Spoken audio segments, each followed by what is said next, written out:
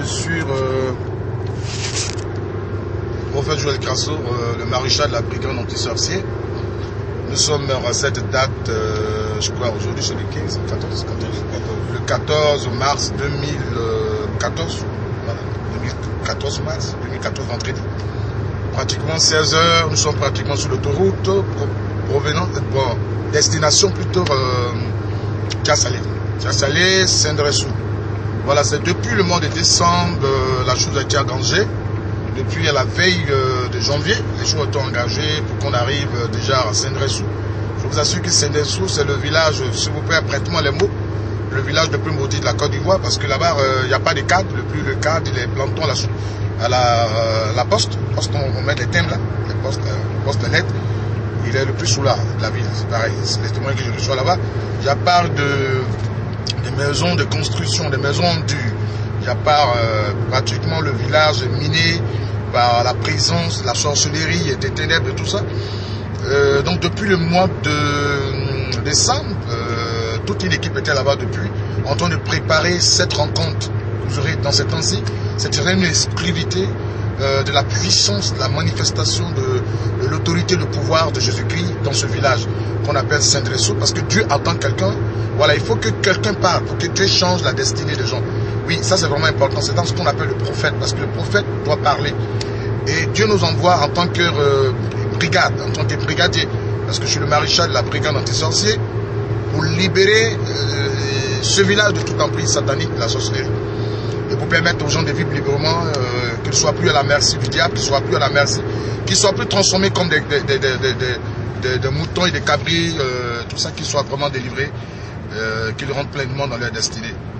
Voilà, donc vous aurez l'exclusivité dans ces temps-ci, vous allez suivre ça en direct, parce que tous les services de communication est en place, tout le staff est là, tous les staffs, nous allons en staff, en grand nombre d'ailleurs, pour cette grande manifestation. Ça serait vraiment sous l'autorité, le pouvoir de Jésus-Christ. Voilà, et nous bénissons le nom du Seigneur. J'ai eu le coup de fil tout à l'heure, les gens ne croient même plus, est-ce qu'il va vraiment venir, est-ce que le prophète, hier soir il était plus de 500 personnes, c'est ce que j'ai appris. Aujourd'hui déjà, ils sont en attente, sont en train d'attendre cette croisade. Mais gloire soit rendue à Jésus-Christ, leur rêve devient maintenant une réalité. Souvent, quand nous décidons d'aller dans un village, pas parce que quand nous répondons les choses, pas parce que c'est fait exprès, non. Parce que c'est la chose des plus spirituelle. Le fait de reporter, ça veut dire que déjà, il y a un combat qui est en train de se mener. Il faut forcément avoir la victoire sur le plan spirituel avant de mettre, peu importe le temps que ça va prendre, mais il faut d'abord avoir la victoire. Tant qu'on n'a pas la victoire, tant qu'on n'est pas convaincu que les choses ont été dérangées, déracinées, il est vraiment difficile pour nous parce que c'est le monde spirituel qui fait le monde visible. Voilà. Donc aujourd'hui, c'est chose faite, c'est une réalité maintenant, le rêve devient réalité. Ça fait déjà 2 mois qu'il y a toute une équipe là-bas. Et la gloire reviendra à Jésus-Christ. Les malades, parce que les sorciers sont des malades. J'ai toujours dit, quand un sorcier me rencontre, c'est qu'il a 2 choses, ou il change ou il meurt. Quand un sorcier me rencontre, il doit forcément accepter Jésus-Christ. Ça, c'est la première condition. Ou il meurt. Voilà. Il a 2 choix. Choisir Dieu pour vivre, être soigné de cette maladie qu'on appelle la sorcellerie. Parce que la sorcellerie est une maladie. Elle est une maladie parce que regarde-toi, tu manges la chair humaine, tu es malade. Ton papa, ton grand frère et ton enfant qui décide de t'aider au village, tu le manges, tu es malade, c'est que tu es malade. Et quand on me rencontre, un sorcier me rencontre, la 2 choses, ou changer ou mourir. Voilà, donc je m'avais les soigner, je viens comme un médecin. Tant pis pour celui qui ne veut pas changer, il tombera et il meurt. Voilà. Je suis le maréchal de la brigade anti-sorcier. J'ai toujours dit aux gens, quand un sorcier me voit dans un rêve, il pleure, il a fait un cauchemar. C'est comme Souris qui vient de voir un chat. Souris, quand il voit un chat, il a fait un cauchemar. Le jour où le sorcier me voit dans le rêve, il pleure parce qu'il a fait un cauchemar. Je suis le cauchemar des sorciers. Côte d'Ivoire et le monde entier. Shalom, affaire à suivre. Vous voyez, nous sommes sur l'autoroute. Nous sommes sur l'autoroute, voilà. Vous vivez la chose en direct. Voilà, en direct. Nous sommes en pleine autoroute avec la grâce, escortés par les anges du ciel. Une armée céleste nous dévance déjà. Nous sommes escortés sur grosse surveillance. La puissance de Dieu est à l'œuvre déjà. Elle est manifestée déjà. Voilà. Nous allons délivrer ceux qui sont malades de la sorcellerie. Voilà. Il fait le vaccin que Jésus-Christ. J'ai dit, nous avons un vaccin. Je me promenais de ce vaccin. Tu ne l'as pas, il faut te vacciner. Ce vaccin, c'est Christ. Nous sommes en pleine autoroute. C'est merveilleux. Voilà, c'est vraiment merveilleux. La Côte d'Ivoire, c'est un beau pays. Un très beau pays. Voilà. J'en profite pour appeler tous les Ivoiriens à la paix et la réconciliation véritable. Voilà. Chaque jour que tu fais, je prie pour mon pays. Je n'ai que ce pays. C'est mon pays. Et chaque jour, je prophétise la paix sur la Côte d'Ivoire. Voilà, voici la Côte d'Ivoire. Et nous sommes en pleine autoroute. Autoroute du Nord. Nous rentrons pratiquement... après l'autoroute, on monte une ville qu'on appelle Ndoussi. C'est après Ndoussi que tu trouves Tiasalé. Voilà, Tiasalé.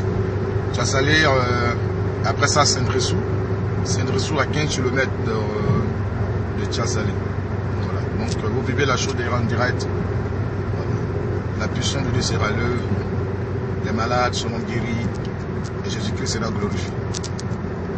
Et la gloire reviendra à Christ, qui est vainqueur à jamais sur les œuvres des ténèbres. Je répète bien, je suis le maréchal de la brigade anti-sorcier. Le jour où le sorcier me voit dans un rêve, il pleure parce qu'il a fait cauchemar. Oui, je suis fier d'en parler, je suis fier, ça fait fierté. Parce que Jésus-Christ, c'est pas n'importe quoi du bordel. Jésus-Christ, c'est pas un menteur, il a dit des paroles fortes.